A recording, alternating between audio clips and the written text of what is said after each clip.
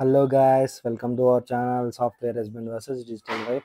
ఈరోజు అయితే మేమైతే చికెన్ నూడిల్స్ అయితే చేద్దాం అనుకుని ఫిక్స్ అయిపోయాం. సో ఇలా చిన్న చిన్నగా చికెన్ అయితే కొట్టించేసాను. అండ్ సో ఆ చికెన్ అయితే బాగా శుభ్రంగా కడిగేసుకుని దాంట్లో కొంచెం సాల్ట్, కొంచెం కారం అండ్ తర్వాత గరం మసాలా అండ్ కొంచెం పెరుగు వేసేసుకొని దాన్ని అయితే శుభ్రంగా మ్యాగ్నేట్ చేసుకోవాలి. కొంచెం నిమ్మరసం కూడా వేసేసుకొని శుభ్రంగా మ్యాగ్నేట్ చేసేసుకొని దాన్ని అయితే కొంచెం ఫ్రిడ్జ్లో పెట్టేసుకోండి. కొంచెం అల్లం కూడా వేసుకోండి. అండ్ తర్వాత ఉల్లిపాయలు and capsicum and cabbage, carrot అయితే చిన్న చిన్న ముక్కల కింద కోసాం కదా. ఆ తర్వాత అయితే ఒక హాట్ వాటర్ అయితే పెట్టుకుని ఒక 2 లీటర్స్ తీసుకుని మన చిన్న చిన్న నూడిల్స్ ఉంటాయి కదా, నూడిల్స్ని అయితే ఉడికిచ్చేసుకోవాలి. చూస్తున్నారు కదా ఎలా వేసారో అలాగా. ఆ హాట్ వాటర్లో అయితే వేసేసుకుని బాగా ఉడికిచ్చేసి ఒక 5 to 10 minutes ఉంచేసిన తర్వాత అదైతే తీసేసుకుని పక్కన ఆరబెట్టేసుకోవాలి. అండ్ ఆ తర్వాత ఒక ప్యాన్లో అయితే కొంచెం ఆయిల్ అయితే తీసుకోండి.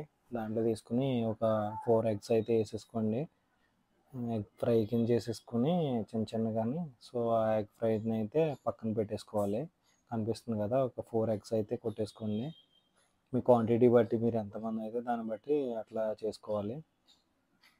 చూస్తున్నారు కదా, ఇలా నూడిల్స్ అయిపోయిన వెంటనే పక్కకు తీసేసి వాటిని వాటర్ లేకుండా ఇలా వార్చాలి.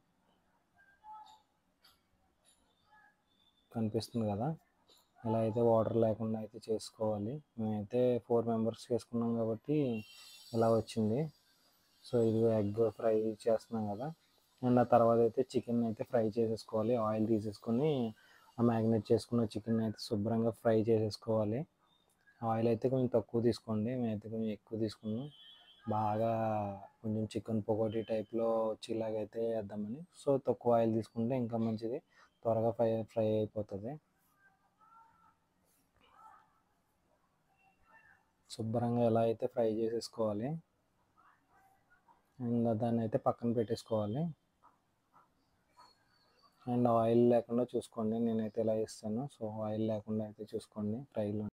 చూస్తున్నారు కదా చికెన్ ఫ్రై అయితే ఎలా అయిందో. ఒక ప్యాన్లో కొంచెం ఆయిల్ అయితే తీసుకుని దాంట్లో పచ్చిమిర్చి అండ్ మనం వెల్లుల్లి ఉంటుంది కదా, దాన్ని చిన్న చిన్న పీసెస్ కింద చేసుకొని అండ్ తర్వాత దానిలో ఉల్లిపాయలు, మనం కట్ చేసుకున్న క్యాబేజ్, క్యాప్సికమ్ అండ్ అవన్నీ వేసుకుని బాగా డీప్ ఫ్రై చేసుకోవాలి.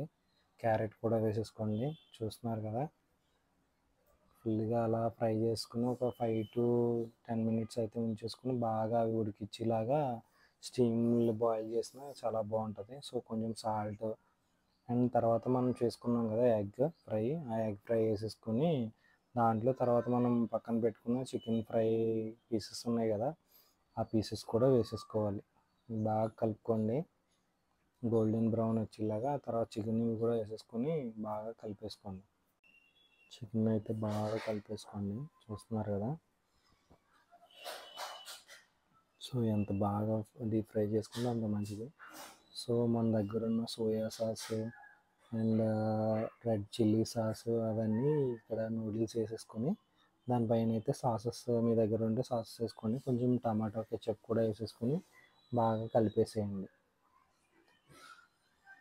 నూడిల్స్ కొంచెం తక్కువ తీసుకోండి, మేమైతే ఎక్కువ తీసుకున్నాం. సో మీ క్వాంటిటీ తగ్గట్టు మీరు తీసుకుంటే సరిపోతుంది. సో ఆ సాసెస్ వేసేసి చూడండి మేము వేస్తాం. సో ఆ సాసెస్ వేసేసి అయితే కలిపేస్తే మంచిగా వచ్చేస్తుంది.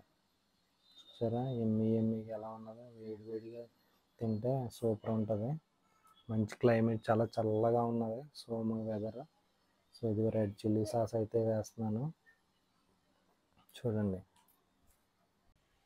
మీరైతే ఇలా చిల్లీ సాస్ వేసుకుని శుభ్రంగా కలిపేసుకుంటే మనకైతే చాలా బాగుంటుంది. చూడండి నూడిల్స్ ఎంత బాగున్నాయో. So yummy yummy noodles. Thank you for watching.